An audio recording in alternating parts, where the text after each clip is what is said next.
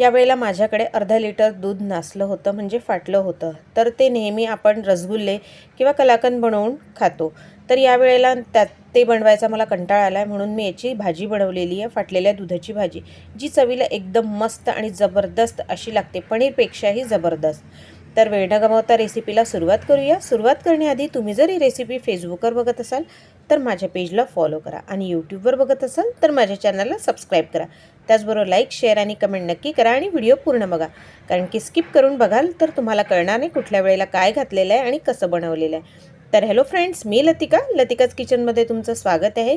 इथे बघा, मी मीडियम साईजचे 4 कांदे घेतलेले आहेत. त्याला सोलून घेतले, म्हणजे साल काढून घेतली, आणि रफली चॉप करून चॉपरमध्ये टाकलेला आहे.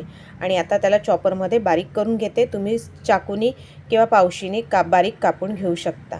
त्याचबरोबर याच चॉपरमध्ये मी टोमॅटो घेतले, मीडियम साईजचे 4 टोमॅटो घेतले, 4 ते 5 असेल.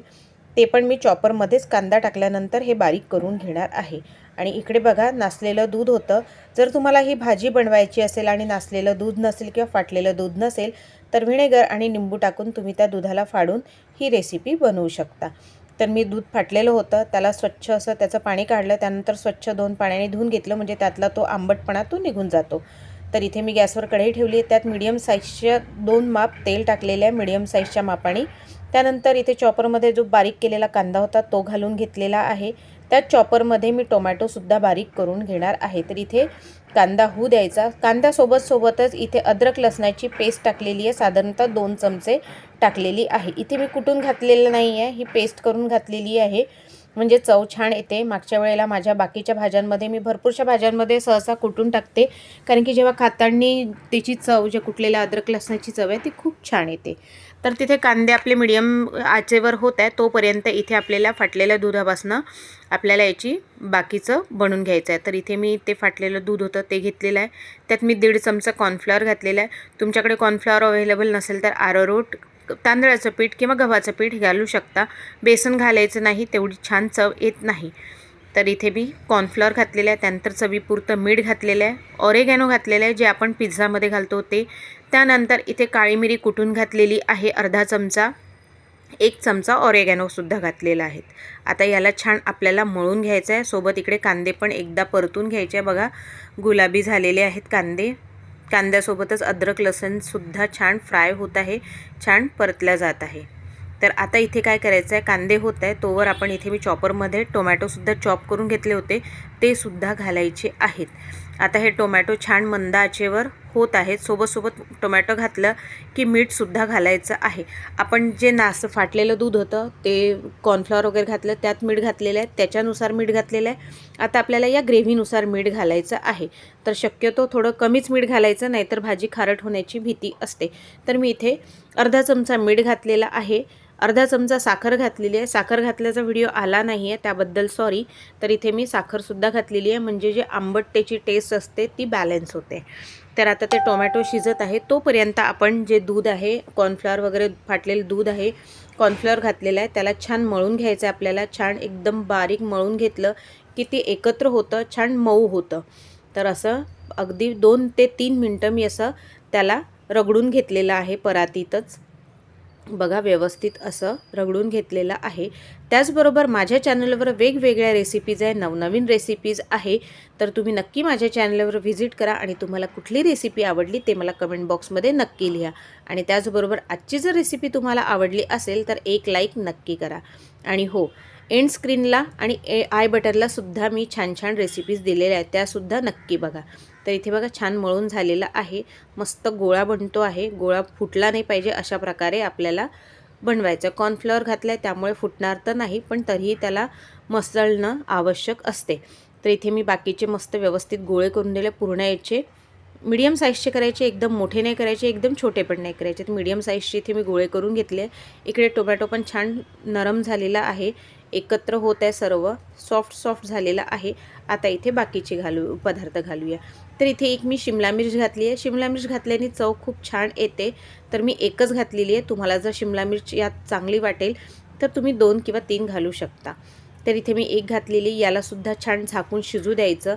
आता मी छान परतून घेते आहे तेलात. तर याला आता झाकून 2 मिनटं मी होऊ देते आहे.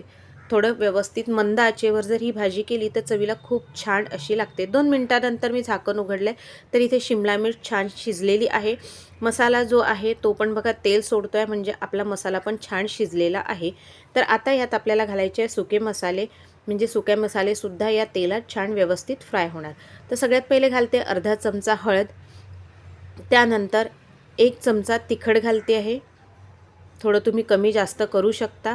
1 चमचा धने पावडर घालते. इथे गरम मसाला आपल्याला घालायची गरज नाही आहे, कारण की भाजीची चव ऑलरेडी त्या जे गोळे बनवलेले आहे आपण फाटलेल्या दुधाची त्याची चव खूप छान येते, त्यामुळे गरम मसाला घालायची गरज नाही. तर हे मसाले घातल्यानंतर याला 2 मिनटं आपल्याला 2 सेकंद, 2 मिनटं नाही 2 सेकंद आपल्याला परतून घ्यायचं आहे, म्हणजे ज्या सुक्या मसाल्यात कच्चा फ्लेवर असतो तो निघून जातो किंवा तिखटात जो चरचरीतपणा असतो तो सुद्धा निघून जातो. तर परतल्यानंतर मी इथे घातलेला अर्धा ग्लास पाणी घातलेलं आहे.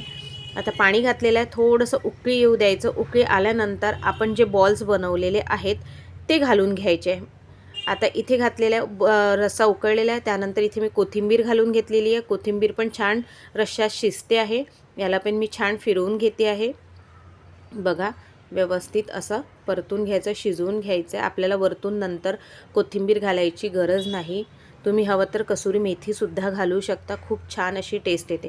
आता जे आपण चेन्याचे बॉल्स बनवले होते ते सुद्धा यात घालून घेतलेले आहेत. आता एक एक करून घालून घ्यायचे पूर्ण व्यवस्थित असे.